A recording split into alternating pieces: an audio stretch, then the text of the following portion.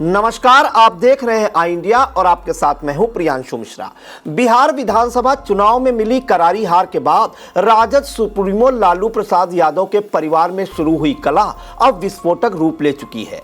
उनकी बेटी रोहिणी आचार्य ने एक सनसनीखेज सोशल मीडिया पोस्ट के जरिए न केवल परिवार और पार्टी से नाता तोड़ने की घोषणा कर दी है, बल्कि इस तबाही के लिए दो लोगों को सीधे तौर पर तेजस्वी यादव के करीबी संजय यादव और रमीज नेमत खान को जिम्मेदार ठहराया है। लालू यादव का घर तोड़ने वाले यूपी के बलरामपुर के रमीज कौन है, या तो हम आपको आगे बताएंगे। आइए पहले रोहिणी आचार्य को सुन लेते हैं। नहीं, मेरा कोई परिवार नहीं है।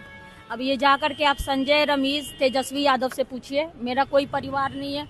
वही लोग निकाला है हमको परिवार से, क्योंकि रिस्पॉन्सिबिलिटी लेना नहीं है उनको। पूरा दुनिया बोल रहा है जो चाणक्य बनेगा तो चाणक्य से आप सवाल पूछिएगा। जब कार्यकर्ता चाणक्य से सवाल कर रहा है, पूरा देश दुनिया सवाल कर रहा है कि पार्टी का ऐसा हाल क्यों हुआ। अब जब संजय और रमीज इन लोग का नाम लीजिए तो आपको घर से निकाल दिया जाएगा, आपको बदनाम किया जाएगा, आपको गाली दिलवाया जाएगा, आपके ऊपर चप्पल उठा करके मारा जाएगा। बताते चले कि ये वही रोहिणी आचार्य हैं जिन्होंने लालू प्रसाद यादव को अपनी एक किडनी दी थी, जिसके बाद उन्हें देश भर में काफी सुर्खियां भी मिली थी। उस समय परिवार के सभी सदस्य रोहिणी को लेकर काफी भावुक बयान दे रहे थे। अब उन्हीं रोहिणी आचार्य ने यहां तक कह दिया है कि उनका कोई परिवार नहीं है। रोहिणी आचार्य ने जिन दो नामों का जिक्र किया है, उनमें संजय यादव को जहां तेजस्वी की परछाई माना जाता है, तो रोहिणी ने जिस दूसरे नाम रमीज नेमत खान का जिक्र किया है वह यूपी के बलरामपुर का रहने वाला है, जिसने अब सीधे लालू के घर में आग लगा दी है। रमीज नेमत खान, जिसका ताल्लुक यूपी के बलरामपुर से है, कोई साधारण राजनीतिक कार्यकर्ता नहीं है। वह जेल में बंद बलरामपुर के बाहुबली पूर्व सांसद रिजवान जहीर का दामाद है। रमीज खुद अपने ससुर के साथ जेल में बंद था और फिलहाल जमानत पर बाहर है। उस पर और उसकी पत्नी जेबा रिजवान पर तुलसीपुर नगर पंचायत अध्यक्ष फिरोज पप्पू की हत्या का गंभीर आरोप है। रमीज का उदय लालू परिवार के भीतर एक बाहरी व्यक्ति के बढ़ते प्रभाव का सबसे बड़ा उदाहरण है। मूल रूप से बलरामपुर के तुलसीपुर तहसील के भांगहा कला गांव का निवासी होने के बावजूद रमीज का परिवार दिल्ली में रहता था, क्योंकि उसके पिता एनयू खान जामिया मिलिया इस्लामिया यूनिवर्सिटी में प्रोफेसर थे। रमीज की तेजस्वी यादव से दोस्ती क्रिकेट के मैदान से शुरू हुई थी। दोनों ने साथ में क्रिकेट खेला और यहीं से उनकी दोस्ती फील्ड से लेकर सियासत की पिच तक चली आई।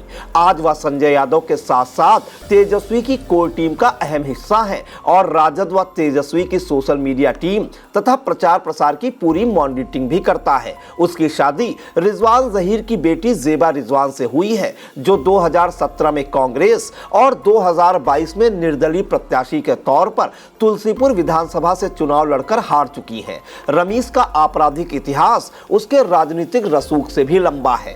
2021 में तुलसीपुर नगर पंचायत अध्यक्ष फिरोज अहमद पप्पू की हत्या के आरोप में वह अपनी पत्नी और ससुर के साथ सह आरोपी है और फिलहाल जमानत पर है। 2023 में कौशाम्बी जिले के प्रतापगढ़ में एक ठेकेदार मोहम्मद शकील अहमद की भी हत्या कर दी गई थी, जिसमें रमीज नेमत को आरोपी बनाया गया था। इसके अलावा उस पर गैंगस्टर एक्ट समेत कई अन्य संगीन मामले दर्ज हैं, जिसमें वह जमानत पर है। 2023 में ही योगी सरकार ने रमीज नेमत के नाम खरीदी हुई 4,75,86,000 रुपए की जमीन को कुर्क कर दिया था। इस पूरे मामले पर मृतक चेयरमैन फिरोज पप्पू के भाई अफरोज अहमद रिंकू ने जो कहा, वह रोहिणी की बातों को बल देता है। अफरोज अहमद रिंकू ने क्या कुछ कहा, आइए आपको वह भी सुनाते हैं। जी, मैं बताना चाहूँगा, जो मैंने कल न्यूज़ जो है सोशल मीडिया पे और न्यूज़ चैनलों के माध्यम से सुना कि रोहिणी का जो बयान आया, रोहिणी दीदी का, तो उनका दर्द मैं समझ सकता हूँ। ये रमीज का जो नाम इन्होंने लिया है, ये रमीज हमारे यहाँ का ही है। ये पूर्व सांसद रिजवान जहीर का दामाद है और बहुत बड़ा अपराधी है भाई। ये तो हमारे भाई के हत्या में जो है जेल में बंद था। अभी तो इसने जमानत पाके जाके सीधे तेजस्वी के यहाँ अपना शरण लिया। यूपी में तो इसका कोई ठिकाना था नहीं, तो इसलिए वहाँ जाके बिहार में इसने शरण लिया। और हमें लग रहा है कि इसने तो लालू परिवार में भी मारपीट करा दी और उसको भी बर्बाद करने पे लगा हुआ है।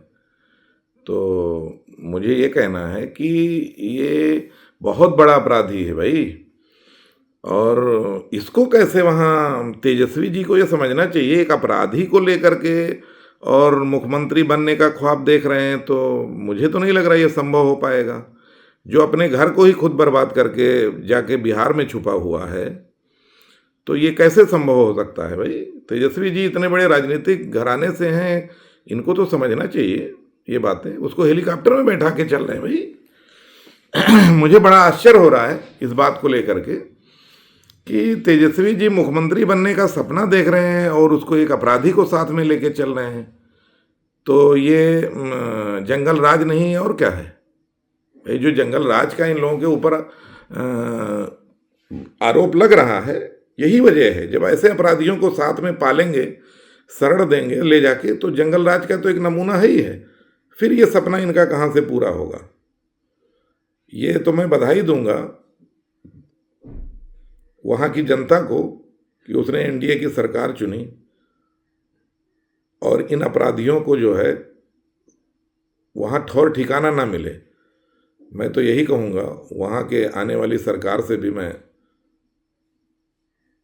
कहूँगा और कि ऐसे अपराधियों को बिहार में भी शरण ना मिले।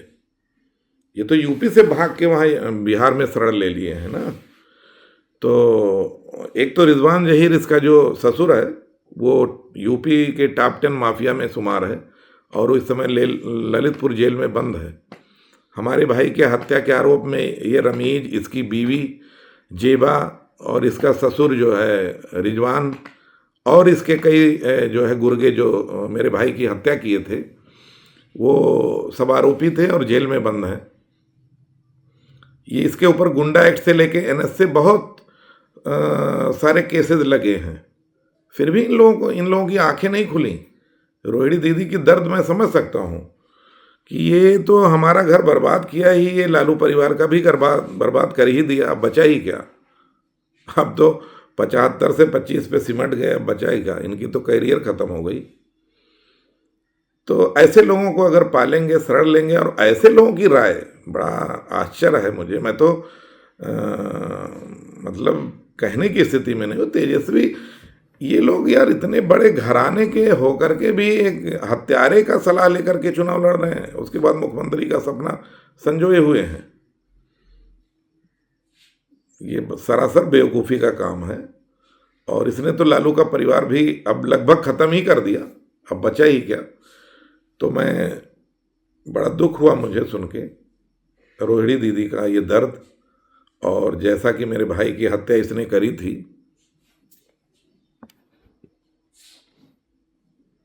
जैसे कि इसने मेरे भाई की हत्या करी थी, मेरा घर बर्बाद किया था, ऐसे ही वो लालू परिवार का भी लगभग बर्बाद ही कर दिया, बचा ही क्या। अभी ये लोग अगर इन लोगों को अकल आ जाए तो ये उसको वहाँ से भगाएं, और इसकी जगह तो जेल में है।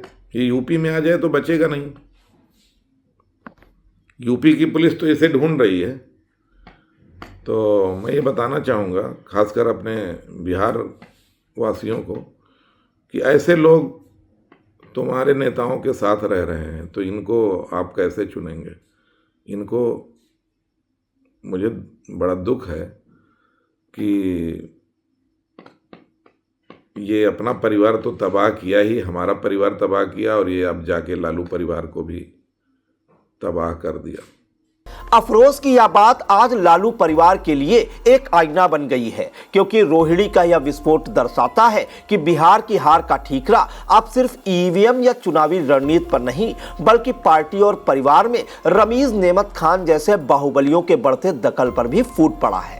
Sai Sanjeevani hospital, station road, Sitapur. Sitapur का पहला मल्टी स्पेशलिटी हॉस्पिटल, जहां आपको जनरल फिजिशियन, हड्डी रोग, स्त्री रोग, जनरल सर्जरी, नाक कान गला और न्यूरो के डॉक्टर उपलब्ध हैं। साई संजीवनी में आयुष्मान कार्ड धारकों का मुफ्त इलाज और टीपीए कार्ड धारकों के लिए कैशलेस सुविधा उपलब्ध की गई है। हॉस्पिटल में आईसीयू, वेंटिलेटर, बाईपैप व डायलिसिस की सुविधा भी उपलब्ध है।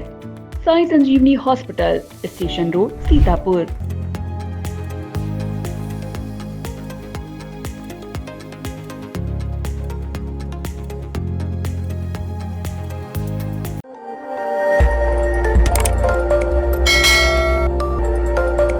खबर आपकी, नजर हमारी। देखते रहिए आई इंडिया।